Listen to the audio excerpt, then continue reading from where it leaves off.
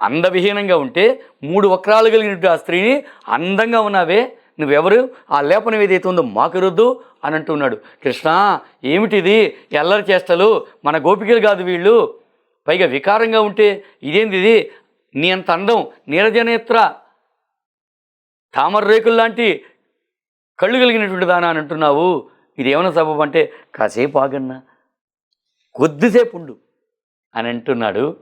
ఆవిడ, నేను కంసదాసుని కుబ్జని, నన్ను త్రివిక్ర అంటారు, కానీ కంసుడికి లేపనం చేసే దాంట్లో నేను దిట్టని. నేను గనక లేపనం గనక చేస్తే కంసుడు హాయిగా ఆనందంగా సంతోషపడిపోతాడు, నన్ను బాగా మెచ్చుకుంటాడు అంటే, ఏదమ్మాయి ఇట రాయ్, మేము కూడా రాయించుకోవాలని రాయించుకుంటున్నాడు.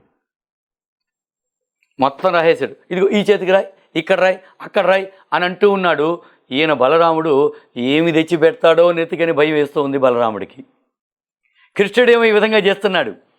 లేపనమంతా అయిపోయింది. ఎందుకని, ఇంకా ఇది ఎవరికి, కంసుడికి.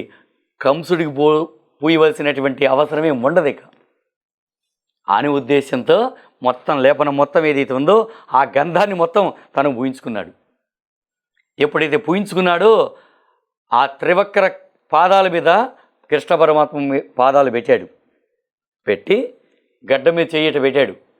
ఇట్లా అన్నాడు, పాదాలను సరి చేశాడు. ఒక్కసారిగా తనకుండేటువంటి త్రివక్ర ఏదైతే ఉందో సక్రమంగా మారిపోయింది, అందంగా తేలిపోయింది.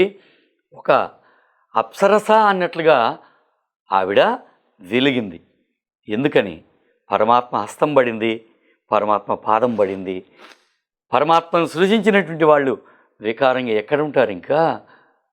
కనుక ఆ త్రివక్రకి ఉండేటటువంటి వక్రాలు ఏవైతే ఉన్నాయో సరి చేశాడు, అందంగా తయారైపోయింది. ఇప్పుడు ఇందాక ఏదైతే కృష్ణుడు అన్నాడో, నీరజనేత్ర అది ఇది అన్నాడో ఆ విధంగా తయారైపోయింది. అప్పుడు ఈవిడ సంతోషపడి, మా ఇంటికి వేయించేయము, రా మా ఇంటికి అంటే, ఇప్పుడు కాదులే మళ్ళీ వస్తానని పోతున్నాడు.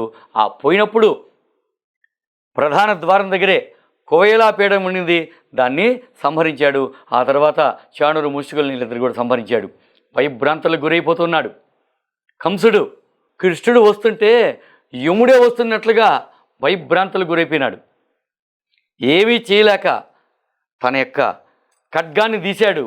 ఈలోగా కృష్ణుడు విపరీతంగా గుద్ది నలిపి చంపేశాడు కంసుడిని. కంసవధ జరిగిపోయింది.